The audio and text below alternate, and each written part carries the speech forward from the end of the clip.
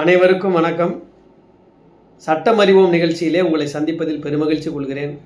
அரசியலமைப்பு சட்டப்பிரிவுகளை பார்த்து வருகிறோம். இன்றைக்கு சரத்து 22 பார்க்கலாம். 22 ஒரு முதன்மையான சரத்து. அதாவது கைது செய்யப்படுவதற்கான நபருக்கான உரிமையை சொல்கிறது. கைது செய்யப்படக்கூடிய நபருக்கு உரிமை என்னென்னா, கைதுக்கான காரணத்தை அவருக்கு சொல்லணும். வழக்கறிஞர் வைத்துக்கொள்வதற்கு ஆலோசனை பெறுவதற்கான உரிமை இருக்குதுன்னு சொல்லணும். கைதிலிருந்து வெளியில் வருவதற்கான உரிமை இருக்கிறது, அதற்கு நீங்கள் ரெப்ரசன்டேஷன் செய்து கொள்ளலாம், முறையீடு செய்து கொள்ளலாம் அப்படிங்கிற உரிமையெல்லாம் அவருக்கு சொல்லணும். 24 மணி நேரத்திற்கு மேலாக காவல் அடைப்பு வைத்திருக்கக்கூடாது. 24 மணி நேரத்திற்கு முன்னதாகவே அதற்குள்ளாகவே அருகில் இருக்கக்கூடிய நீதித்துறை நடுவர் மேஜிஸ்ட்ரேட் முன்னால் ஆஜர்படுத்தணும். 24 மணி நேரத்தை தாண்டுகிற பொழுது அது சட்டவிரோத காவலாக மாறும். இது ஆர்டிகல் 22 உட்பிரிவு 1 தெளிவாக சொல்கிறாங்க. எதை ப்ரிவென்டிவ் டிடென்ஷன் சொல்கிறாங்க?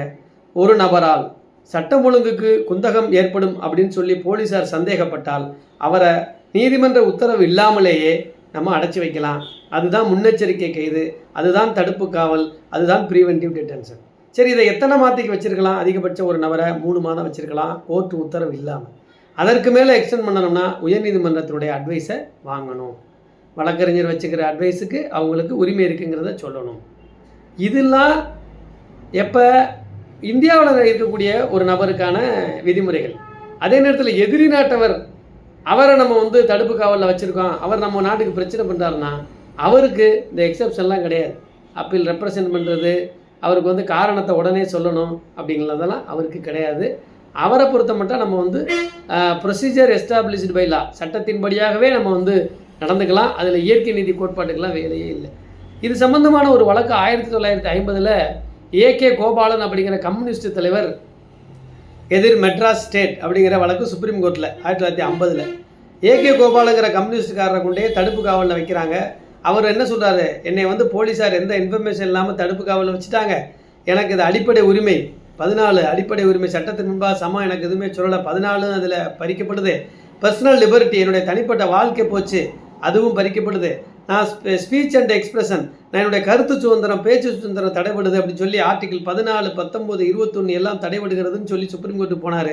ஆனால் சுப்ரீம் கோர்ட் என்ன சொல்லிடுச்சுன்னா, சட்டத்தின்படியாகவே தடுப்பு காவல் சட்டத்தின்படியாகத்தான் உங்களை கைது செய்திருக்கிறார்கள்னு சொல்லி 4:1 4 ஜட்ஜஸ் அதிகமாக சொன்னதுனால மெஜாரிட்டியாக சொல்லி அந்த தடுப்பு காவல் செல்லும் சொல்லிட்டாங்க. ஆனால் அதே நேரத்தில் ஆர்டிகிள் 14 படி அவருக்கு காரணத்தை நீங்கள் உடனே சொல்லலை, அது தடுப்பு காவல் சட்டத்திற்கு விரோதமானதுன்னு சொல்லியிருக்காங்க.